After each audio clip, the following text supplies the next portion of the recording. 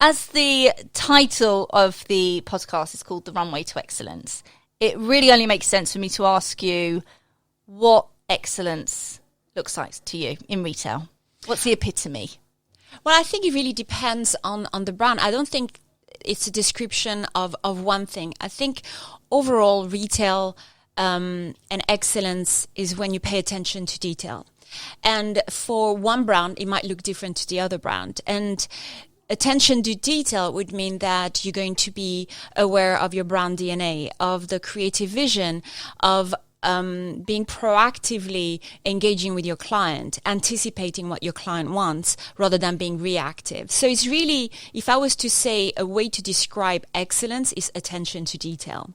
That's how I would describe it. But again, whether it is for a brand like Chanel or a brand like Jill Sander, is going to look different. Completely and different. that's very important. But you made a really good point. I think knowing your brand DNA and knowing what your brand really stands for and being able to do that to the best of your ability as a person on the shop floor really does, for me, definitely, stand out as being, excellent.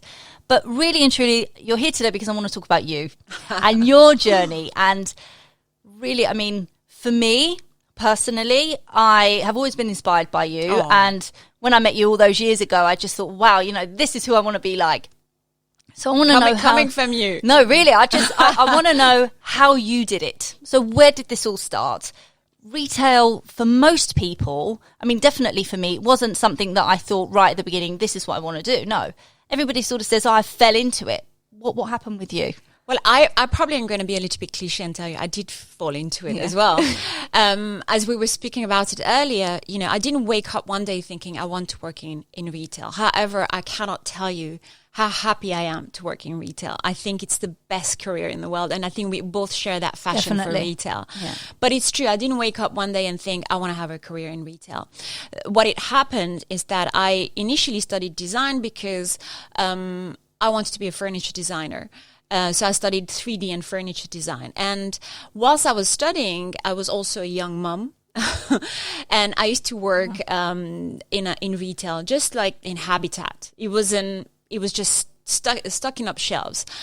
And then I started like working on the shop floor on a Saturday, just selling stuff, just really to help me.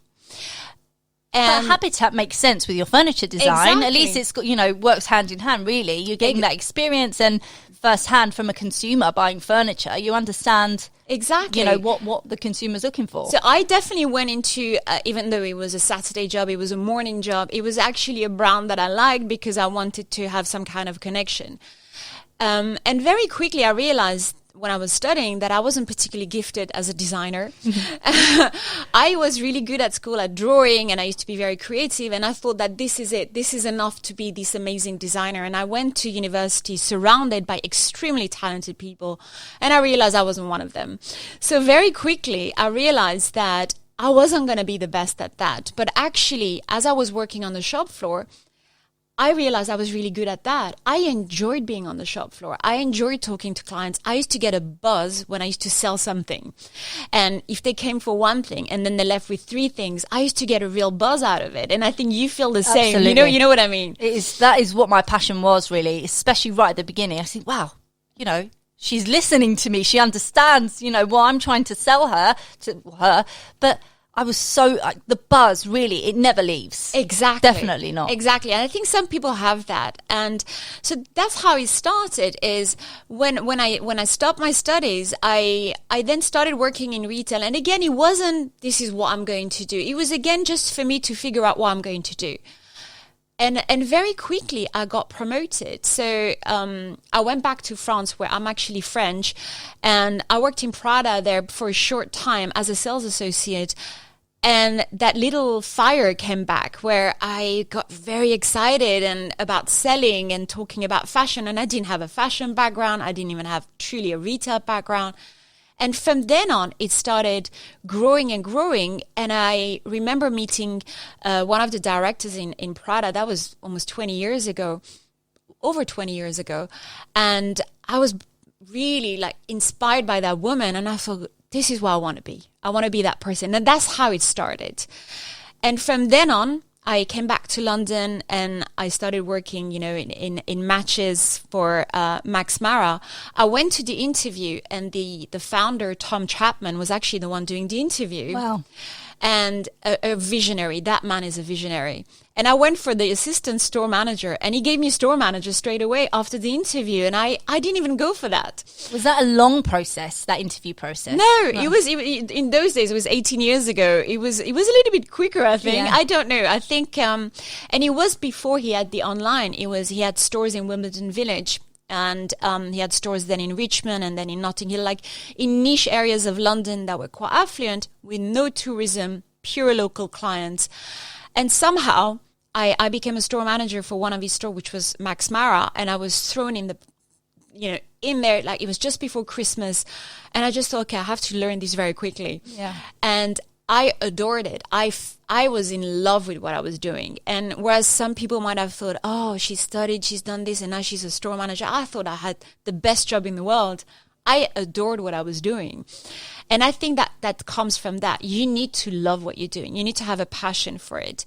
And from then on, I grew in my career and it was quite organic. I never forced it. I was very ambitious. I was very determined, but it came quite easily. I mean, easily, it still went through 20 years. Yeah, absolutely. So it wasn't overnight, but I was determined. I was very determined to get to the top. And to move from the shop floor to head office. And I had this determination that I would be there. And that's how it started. Amazing. So my question then, so we're going to talk through the processes because I just think for everybody listening, they would really want to know, okay, if I'm a store manager now, what do I need to do? What is it that I need to do to get to that next step? So we're now at Matches.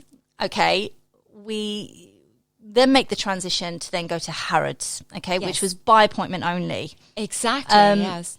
Obviously, they still have that now, and that is an incredible facility that they have. How do you feel that your experience at Matches helped you in that role? Oh, it helped me hugely. As I mentioned earlier, it was a business in Matches that was based on local clients in those days. And Tom, the founder, really understood that you had this pool of people and you had to make sure this pool of people were going to be happy. He understood about CRM and clienteling before it was even a buzzword. It didn't even exist in those days. It was about calling your client, knowing what they did, knowing them by their names. He always used to have some water in the stores. That was, we didn't have that in those years. It was always sparkling water, still water biscuits, having a selection of teas, in our little stores that we had, and really the understanding of clienteling in a very old-fashioned way, which today is actually what it is. And that was the starting point when I went to Harrods to understand the importance of looking after your clients. So for me, it was the best school to then kickstart that career. And the reason I went to Harrods is after 3 years in Matches, it was almost 3 years, I realized that it would have been hard for me to go to the next level because it was a family-owned business. They had just started the online, which for me at that time, actually, I didn't realize how important it was going to be. It was a bit like, really? You would buy luxury online? I didn't really realize it. Little did I know that it was going to be this huge business. So I realized that for me to go higher, I would need to move.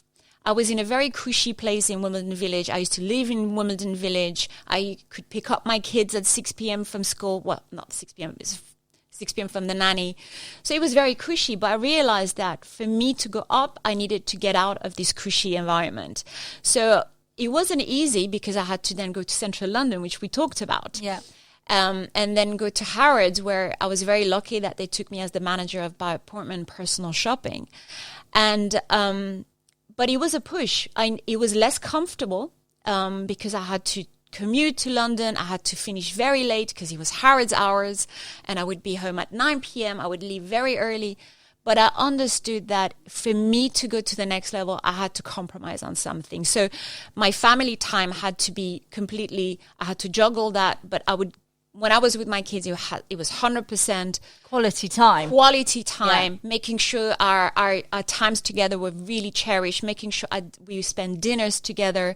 But then they understood that mommy was not going to be there every day at the school gate. They understood that. And I was very blessed to have very understanding kids. But I had to take that decision and make sure that I still give family time, but in a different way. But I honestly think, sorry to interrupt you there. Not I think at all. Being such an ambitious working mother is something to be admired. And I think that really transpires through to children now.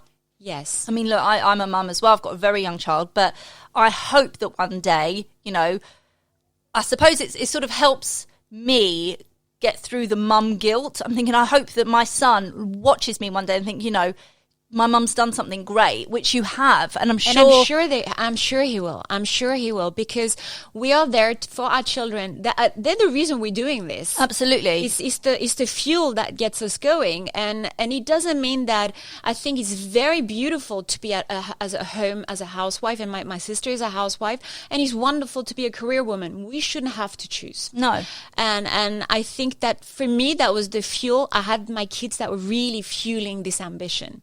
And kick-started my career. So I did have to go through this very uncomfortable stage where it went from being at home at 6 to suddenly having these crazy hours.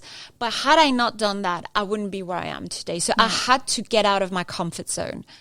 And they say that good things never come from comfort zones anyway. So and it's so true. That's a perfect example of that. Absolutely. And so at Harrods, obviously, I've put in my notes here that you were there right at the end of the sort of Al Fayed reign. It was still there. He was still there. It was still there. And, things have changed at Harrods massively since then. Actually, over the last sort of 10 years, really, there's been a huge change. I do feel, I didn't ever work at Harrods, but I spent a lot of time there. I think really for luxury, it is the best school in terms of standards and things like that. So how did you take your experience there into your training career, and how did that transition come about? Because essentially, thinking back at what you were doing, personal shopping, these amazing client relationships that you had, this huge network of really, I'm guessing, affluent, incredible clients, most people looking at that on a CV would think your natural progression would to sort of keep within that and do something yourself, maybe within personal shopping, styling, maybe. Yes. What gave you that push to think, no, I'm going to change that and go into the training route? Again, it came very organically. So Harrods was definitely one of the best schools. Matches was a great school in terms of teaching me about clienteling. Then in Harrods is about discipline.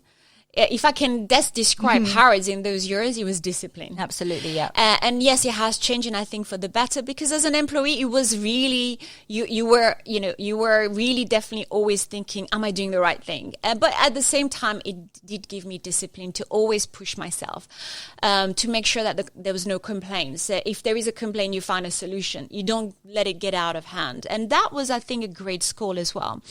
And going from a little local business going to global business, even though it's based in London, you have international clients who are extremely affluent. Absolutely. It went from somebody who would buy something for £4,000 to £100,000.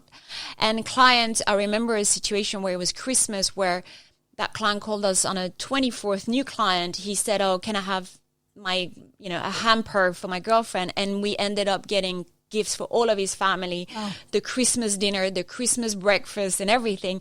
Because in Harrods we even had somebody who wanted, I think he wanted a pig or something crazy. I'm like, you want a pig? Okay, we're going to try to find a pig. Because the Harrods motto is anything for anyone. It's not far from that. Right? Something like that. You could even get a Birkin bag. Yeah, wow. So it was really this idea that you're going to do anything you can to get it for the client. And it was completely extravagant and crazy. So it was a different scope. It was really about understanding about these affluent clients. And whilst I was there, I started on the side to be a freelancer, and I started looking after mystery shopping for some brands for a company called Paul Luxe. And it was, again, out of chance. It was a friend of my sister knew me, and they were like, oh, as you're based in London, would you be interested to take over that side? and Harrods were fine with me doing that on the side. And one of our clients was Chanel. And that's how I started my relationship with Chanel. I got 100% on my mystery shop at Chanel. And you were excellent. Yes, I did. Yes, I did. I did get 100%. Just putting it out there to everybody else. Yes. So, and that's how it started. Is about 11 years ago, I took over their business in terms of mystery shopping. And I did a presentation for, if you remember, Josiane El Kabani, Yes. a wonderful fashion director there. And somehow we clicked. That day we clicked. I had to do a presentation for them on a subject that can be a bit touchy, because ultimately we're saying we're evaluating your business, and sometimes the results are good, sometimes not good. And it was my first interaction with them, and it could have gone completely wrong. And I was lucky that it went well. And somehow I kept in touch with her. And I would give a tip to anyone who wants to start, not just in retail, but in business. Networking, keep your relationship, make sure you make a phone call, Christmas card, not just in an opportunistic way, also because you want to. Genuine way. Yeah, absolutely. So we stayed in touch. And about 2-3 years later, she gave me a call saying, Maryam, I don't know if you would ever be interested, but I have this role to look after training. And I was like, wow. Yes, please. Looking at the training for Chanel, and I had no training background. I had never studied psychology or teaching or anything like that. And to tell you, I think this evolution was simply because she saw me do a presentation and be able to stand in front of people and talk about client experience, which ultimately training in fashion is about that. Absolutely. So I think she took on a gamble to give me that role. And I was so blessed that she believed in me, and that's how I moved to that level. And it's a really amazing story, because that doesn't happen every day. It doesn't happen every day. And that's why I wanted to ask you, wow, what was that recruitment process like? I was so intrigued to know. And listening to that, I mean, it's incredible, because she saw something in you, and she opted to give you that chance. Yes. And I mean, I got my first job in retail literally by chance. I mean, I walked into a store and I said, I'd really like to work here. Actually, she went, okay, can you start tomorrow? Yes. But that gives everybody faith that if they put themselves out there, I think that's what it is. Someone could see something in you. It's a spark that you obviously had. And being able to do that, I mean, for me, when I used to watch her presentations, I used to really be in awe and used to really inspire and tell the story. And I think for most luxury brands, especially with a heritage, everything's about storytelling. That's what the clients buy into. And I think the staff really need to buy into that. So somebody in your position has a really tough job to make everybody believe how important that story is. Yes. And to be able to transfer that. Yes. And I think what we had, both of us, is a passion for what we do. Yeah. That in itself is helping you a lot. And the other thing is to understand your business. And I think people always tell me, what do you have? I didn't study finance, I didn't study economy, and I'm in charge of retail for the brand I work for, which is amazing. I have retail operation under me, and I think, and CRM and training, and I'm thinking, I don't fit the bill of somebody who has that role. But I think one thing that I have is I understand retail, and because I came from that. And today in retail, a lot of people in head office, not that many people come from retail. And I think that's not right. I think we should have more people coming from actually the shop floor.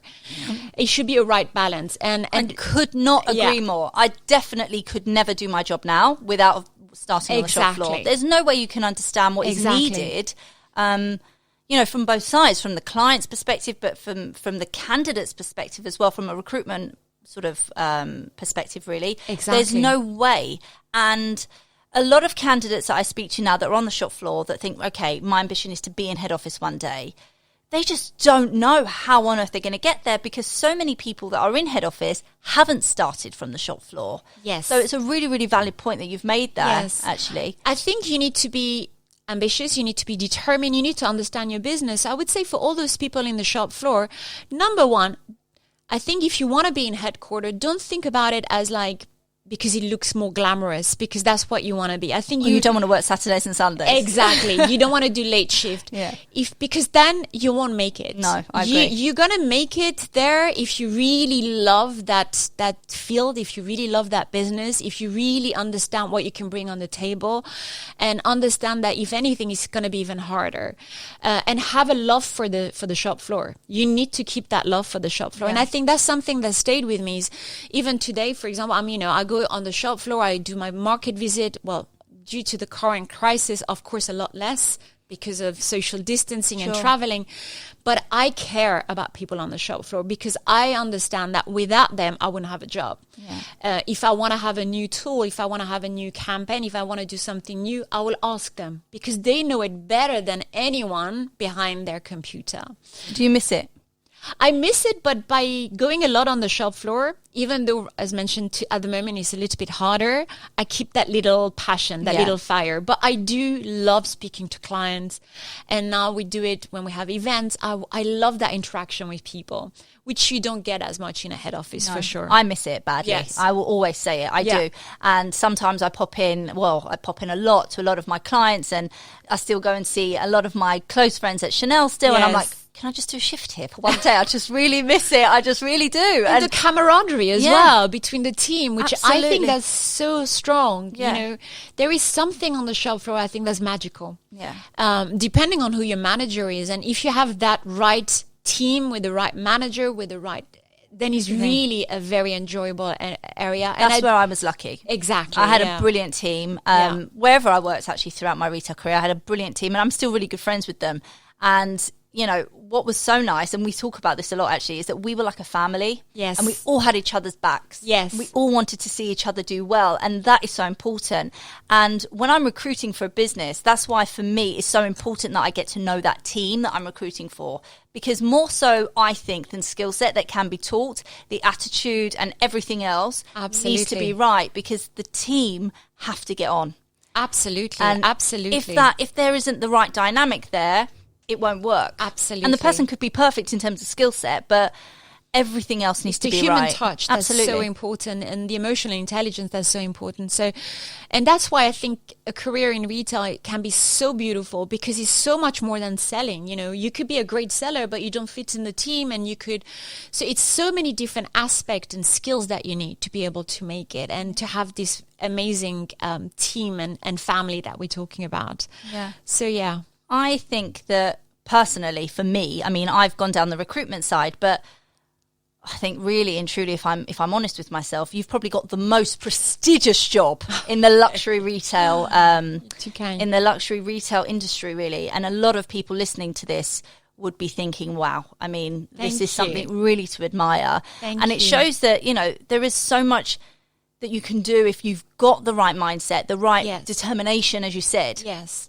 So I guess the question I wanted to ask you, which is probably a little bit void now, but do you feel that your career was a mixture of, I guess, luck, determination, hard work ethic? Or do you think you had it mapped out from when you started in retail, obviously? No, I definitely didn't have it mapped out. I think luck, you find your luck, you find your chances. I think... I personally believe, had I not gone that route, I would have gone through another one, because I was so determined to get to another level, and it could have been in a different way. So I think there's an element of chances, of luck, but you can make your own luck as well. I don't know if that makes any English sense. It does, absolutely. And I think the rest is work ethic. I worked hard. I worked really hard, and I had to do a lot of compromises. Today I live in Italy, which in many ways sounds glamorous and beautiful, and it is a beautiful country, and I can't deny that, but I'm away from my family. But I find a way to work around that. So I have to come back weekends to make sure I'm with them. So I would say hard work, is determination, and there's a part of luck as well, to make sure that when that happens, you grab it. Absolutely. You need to grab it when it happens. You need to be ready for that. You need to to be spot ready the for opportunities that. as well, and to put yourself out there. Exactly. Because as you were saying, you were in the right place at the right time with the Chanel opportunity. Yes. So going back a little bit to there. Yes. When you started in that job, when the job was offered to you and you had your first day, did you feel confident? to start in that position, or did you think, wow, I've really got to learn on this job and start from the beginning again? How was that experience for you? Do you know, I remember it not feeling nervous, and more in terms of butterfly and the excitement to work for one of the most amazing brands in the world, and also for Josiane, the fashion director, who I already known, who was so kind and charismatic and stylish, and I was in awe of her. So just to be able to work around her gave me that butterfly, and the fact that it was the brand and the role. So I was nervous, but not that much in terms of, oh my God, I don't know how to do this, because I always had this self-belief that you can learn. Absolutely. So I just thought, I'm going to learn. And I remember for the first 2 months, I just read any book that I could find about Coco Chanel, about training, about how to do PowerPoint, which I didn't even know how to do a PowerPoint. I still don't know. Honestly, I do not. So it's just for that particular role, I thought I need to present, I need to be having presentation skills. So I really learned as much as possible. And I wanted to make sure that if somebody asked me a question, I'm going to know the answer. Because I remember the first training I did, it was what we used to call message mode, which was the collection training. And I realized I was surrounded by people who knew a lot. They were a tough crowd, and they knew about luxury, they knew about their business, they knew about Chanel. And I was there saying, I'm going to train you. And I just thought, okay, I need to really have some humility and understand I need to learn, so I'll be able to support them. So that was really good for me. And again, I wasn't that nervous about it. I just thought, put your head down, have some humility, and just learn the job. But you know what's different about you to a lot of people is that you're so authentic. Oh, thank you. And that really comes across. And you're very personable and approachable, whereby, I've seen a lot of people do presentations, and especially in really, really high up places, and you don't always feel that comfortable to ask them a question or to approach them about something that maybe you're not confident about. Yes. And you definitely squash all of that. Thank you. I mean, I've got that first-hand experience with you, so I can definitely say, and that's why I think you're so brilliant at your job with everything else. That really authentic character that you have, you make it okay for everybody to But I remember themselves having you in training, and you were always so engaging and talking with so much passion, and that's what fueled what I was doing, is to be able to have people like you excited and engaged and energetic. And I was always excited, especially when a new handbag was coming out. I mean, bloody hell, but that's what you want. Yeah. That's what you want. So that was really an amazing time. And in Chanel, again, I was very blessed, because the president of that region, which was the UK region, then gave me the opportunity to then also have fine jewelry and watches and fine jewelry and fragrance and beauty. So I suddenly looked after 3 division in terms of training, and suddenly I had a team of 14 people doing training in categories that I didn't know anything about. So again, I just thought I'd put my head down, and I started learning about fashion and beauty and beauty and watches and fine jewelry. And I just thought, okay, I'm never going to be the best at understanding what skincare is, but I need to understand how the team needs to work. So if I can give another advice is, as a manager, you need to be surrounded by the right people. And, you're not going to know everything they do. Otherwise, you could do it yourself. Absolutely. But it's about making sure you're surrounded by the best people and you get the best out of people. And I think that's very important. Yeah. And there I really surrounded myself with an amazing team. And really, it's about motivating them. And motivating doesn't mean you're going to be a cheerleader. No. Motivating means you're going to get the best out of people, that they still have discipline. They understand we're here to work hard, and and humility is important. So I was lucky there that I had a great team as well. So I think it's about giving your team responsibility and making them feel accountable for what they're there to do. And that makes them feel that they're, I guess, worthy isn't the right word, but I think they feel important. Absolutely. And if they don't in their role, then it's completely, it's absolutely, really, it doesn't make sense for them. And I think that being a manager is really difficult, especially nowadays, and trying to find the right people to work underneath you that are really going to help you do your job to the best of your ability, but how you're going to help them and delegate properly. So a lot of managers find it difficult. I really did. Yes. You know, especially when I first started this business, I found it really difficult to delegate. I'm like, no, I'm a control freak. I want to know what's going on. But that's not actually how it works. No, the best thing is to delegate. And delegating shouldn't be because you don't want to do it. No. I think there's something, a trap some managers fall in. They think, I'm going to delegate that one because I really can't stand doing this. And I think that's that you delegate where you're not needed, where that person has better skills than you. And like this, you're going to surround yourself by strong people, responsible people. You're not there to babysit anyone, and you're going to have a stronger team. So I think that really helped me to grow in my career. And also, again, it wasn't always easy. You sometimes find some hard characters, and it doesn't always, merge, but you have to find a way to make it work. And it's about, understanding people and understanding you're not going to have best friends, but you need to, at least during working time, have a very positive ambience.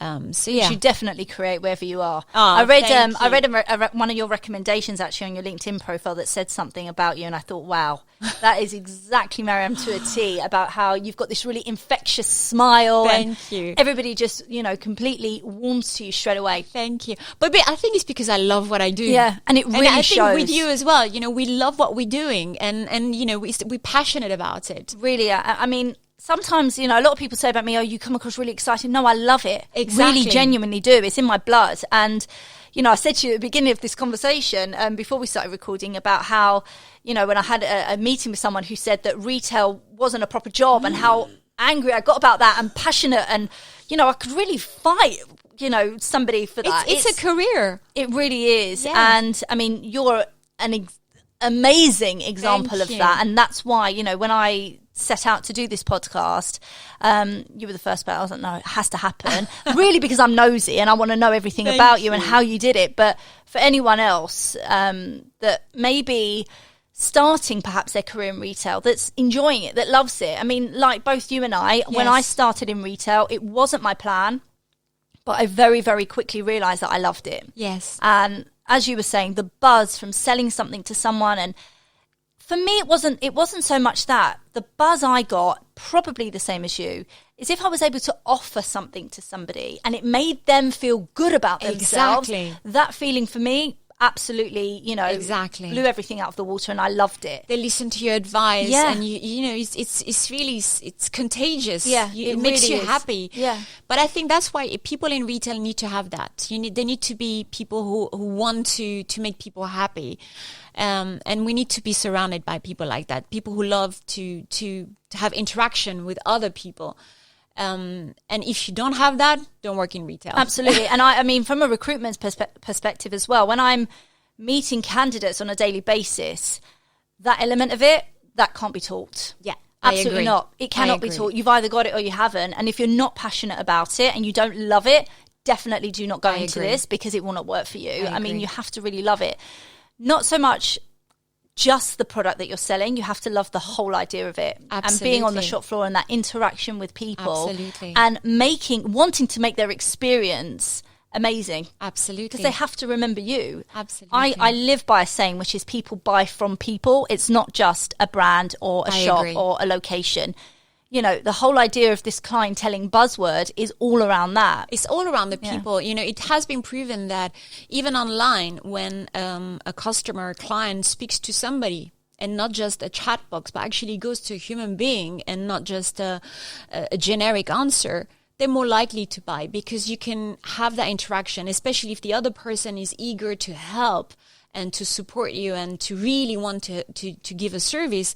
It has been proven that it works better because it's the human interaction. Absolutely. So even in the world of digital, even with the world of online, which we know is going to take over soon, probably not in the near future, but it will, that interaction with a human being is very important. Yeah.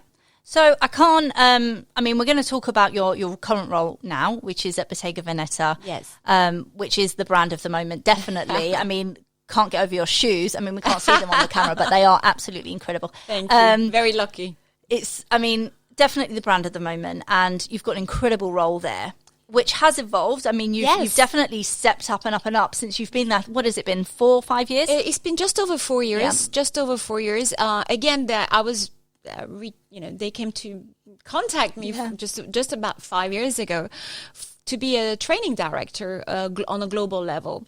And I was already interested in the brand with the previous designer. It was more of a classic brand. And of course, with our new designer, it's become a fashion cult brand. So I've seen 2 different companies and 2 beautiful companies. So I've been very blessed there. And throughout the last few years, my role has evolved, and I'm retail excellence director. So it's not just training, it's also retail operation and clienteling and client services. Everything under one umbrella. Yes. Everything you learn has now sort of come into this one role. It's like they met you from, 20 years ago, watched you evolve and created this role that was amazing for you. Really. I'm very blessed. I'm very lucky. And I have a great team. That's because I think we have a brand that understands that retail is important, and retail excellence means not just one side. It's not just a human interaction. It means that they need to have the right tool at the right time. Our salespeople need to have the right back of house. It's so many different aspects that will make sure that our sales team is happy and our client is happy. Because I think you've touched on something about the human interaction. I think a happy, healthy brand is a brand that looks after its people as well, not just of the clients. 100%. And my role, I see it as that. I look after our team members that will then look after our clients. And I Richard think that's Branson healthy. made a comment about that, actually. I heard that. Yeah. And I'm probably going to quote it completely wrong. Yes. But it's, your job is to look after your team, and your team then look after your clients. Exactly. You don't directly do that. And I agree. I think your team members are the number one, especially our retail team members. They're very often in big luxury brand. They're 80% of what you do, and you need to pamper them. 100%. So and it's overseen a lot. Absolutely. And I mean, me, because I'm so passionate about it, and I scream about this all the time. The people on the shop floor are I've got it written on my website. This is who brings your brand to life. These are the people that, are putting your vision out there, and it's so important that they're praised, actually. Absolutely. And, that they are as important as anyone else in the business, perhaps even more so, actually. I agree. They're extremely important. One of the most important roles that we have, if not the most important, I think is one side of the communication. You have your marketing and you have your sales team. They're both going to communicate with your clients. So you need to make sure that it's done the right way and it's with the right people and they feel happy where they are. So really looking after your sales team and your employees all together is very important. Absolutely. So now, I can't obviously not touch upon this subject because I haven't been living under a rock for the last 6 months, but the pandemic. Yes. How do you think this has impacted, not just Bottega Veneta, but the luxury industry generally? And what do you think is going to happen? Do you think this is it now, the new normal for the foreseeable future? I think something has changed for life. Because even myself as a human being, I think something has changed in me. We have gone through a time in our lives that it has never happened before. There is no way we can come out of it and get back to normal. So even if hopefully in the next few months, or maybe it's going to be a couple of years, it gets back to normal, something will change. And I think throughout this pandemic, there's a human side that came out of it. Of course, it was traumatic and it's dramatic. And I thought so with those, especially who've been touched by it more personally. But there's also a lesson to learn from it. So I think as a human being, we've all learned something out of it. And as a business, we've learned something out of it, is that you need to be agile, you need to be flexible, you need to think out of the box. And if you're going to sit down and do exactly what you were doing before, it's not going to work. No way. So what I see is, I'm talking luxury because that's where where I am. I think brands in luxury that are going to have a healthy business, that are going to be able to recover from this, even though it's still very unpredictable, even though we know we're not completely out of it by any means, are businesses that have changed something, that have moved forward, that have been thinking out of the box. And one part is the fact that you're going to get less tourism. Yeah. Right? And people are going to travel less. And even your local clients are more mindful about going to a store. And also they're going to be more conscious about spending. So you need to anticipate the way they think. And you need to be able to If they can't come to you, go to them. So whether it's to do video appointment, to help your clients to, in the comfort of their own house, to be able to discover your beautiful collection, whether it is to make sure that your online business is even better than before, maybe bringing a human interaction in your online business. So you need to think out of the box. So what I would say we've learned out of this pandemic is to be agile. Absolutely. And also to bring people, back into store and to make them feel confident. Yes. The experience there really needs to be on a different level to what it ever has been. So that role on the shop floor now has got even more importance than ever before, I think, personally. Absolutely. I think to a certain extent, we're going back to the way we used to see it. We've seen a lot of economic crashes. We had the beginning of the 2000s, we had 2009, but then we had our Chinese clients coming. So somehow the luxury world still managed to get through. Here it's different. So we need to think differently. But one thing that hasn't changed is that the human interaction is very important. And you really put your finger on it, is that the client experience has to be better than ever before. If somebody, with all of the things that is happening, is still going to come to your store, you better make sure that it's going to be amazing. And they're going to remember you. And for the right reason. Absolutely. And really pay attention to detail and take your time. And, we have more time, so make sure that you do it the right way. And time is precious, and our clients' time is precious. So make sure that you give that best client experience. So I guess to round things up a little bit, if you were to go back 20 odd years, however long it is, and give your younger self starting off in retail any advice, or if you would change anything, what would that be? I think I would probably not change anything. The reason being is not because I think I've done it all right at all. I think because mistakes make you stronger. And key to success is sometimes failure. If you fall and you get up or get better, that's good. If you fall and you think this is it, it's a mindset. So I would say the mistakes that I've done have made me stronger. And I've done mistakes. I've done mistakes where I've gone to a team and I thought, I'm going to change everything here. It's going to be this way. And I realized humility is important, like get back to planet Earth. So I've definitely done mistakes. But it has made me stronger. And I think it's healthy. It's healthy to show vulnerability, but to learn from it. And that's what the difference is. Amazing. I mean, I'm really grateful to have heard your story today. Thank and for you to come all the way here. I'm really so grateful. appreciate it. I'm so grateful to be here. I really appreciate it. And it's lovely to see you as well. And you, as beautiful as ever. Oh, please. Look, I can go to the beach then. Maryam, thank you so much. Thank you so much for having me. I really appreciate it. Thank you. Last but not least, I'm pretty sure you're going to stay exactly where you are. But for anybody that's really, I guess, maneuvering in your footsteps, if they wanted to really maybe go one step ahead, what do you think that looks like from where you are now? Because anyone would think that you've really hit the roof in your role right now. I think it could be running my own business, so maybe going to where you are. And I know, I would say that's something that I've always wanted to do. And unlike you, I haven't had the courage to do it. And I think for me, the next step would be to have my own business. And how it looks like, when it will be, I don't know. But for me, this is really the top of the top. So it would be actually to be like you. So well done to you for having that courage, because I know it's not easy out there, but that would be my dream. Thank you. And thank you so much again for coming here today. Thank you I really so much. appreciate it. Thank you. You know what? Anybody out there that is thinking now that perhaps retail is their stopgap, look at what you could become. Absolutely. And look at where you could go. I mean, the possibilities are endless, and it really is an amazing place to be. If you just are passionate about it and you love it, stay exactly where you are. Exactly. All right. Thank you so much. Thank you so much for having me. Pleasure. Thank you.